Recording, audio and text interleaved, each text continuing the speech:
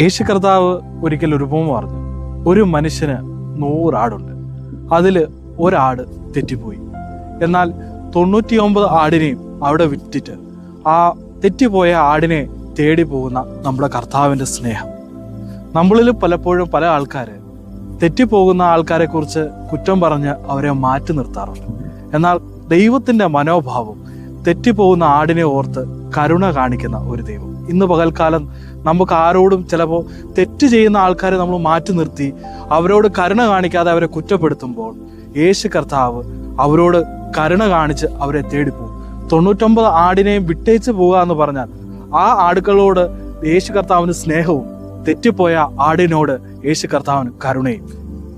ദാവീദ് തൻ്റെ സങ്കീർത്തനത്തിൽ ഇങ്ങനെ എഴുതി വെച്ചു, യഹോവ എൻ്റെ ഇടയനാകും. അതെ, രാജാവായിരിക്കുന്ന ദാവീദിന്റെ മനോഭാവം താൻ ഇപ്പോഴും ഇടയന്റെ ആടാണെന്നുള്ളത്. ഇടയൻ എൻ്റെ യേശു കർത്താവാണ്. പച്ചയായ പുൽപ്പുറങ്ങളിൽ അവൻ എന്നെ കിടത്തും.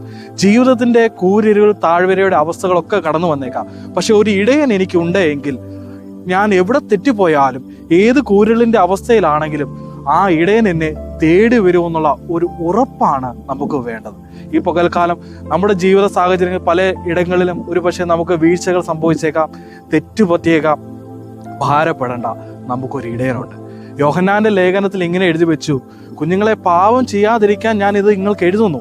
എന്നാൽ ഒരുവൻ പാപം ചെയ്തെങ്കിലോ നീതിമാനായ കർത്താവ് നമുക്ക് വേണ്ടി പക്ഷപാതം ചെയ്യും. ഈ പകൽക്കാലം എന്നെ കേൾക്കുന്ന പ്രിയ ദൈവമക്കളെ, നമ്മളുടെ ജീവിതത്തിൽ എവിടെയെങ്കിലും ഒരു കുറവുകൾ സംഭവിച്ചിട്ടുണ്ടെങ്കിൽ, എവിടെയെങ്കിലും ഒരു തെറ്റ് സംഭവിച്ചിട്ടുണ്ടെങ്കിൽ, ഇന്ന് നമുക്ക് നല്ല തെറ്റുകളെ ഏറ്റുപറഞ്ഞ് ദൈവത്തോട് അനുദപിച്ചാൽ അവൻ നമ്മളെ ചേർത്ത് പിടിക്കും. അവൻ നമ്മളെ മാറോട് അണയ്ക്കും. നമ്മളോട് കരുണ കാണിക്കുന്ന ഒരു ഇടയനാണ് നമുക്കുള്ളത്. God bless you all. ദൈവം നമ്മളെ അനുഗ്രഹിക്കട്ടെ. ആമേൻ.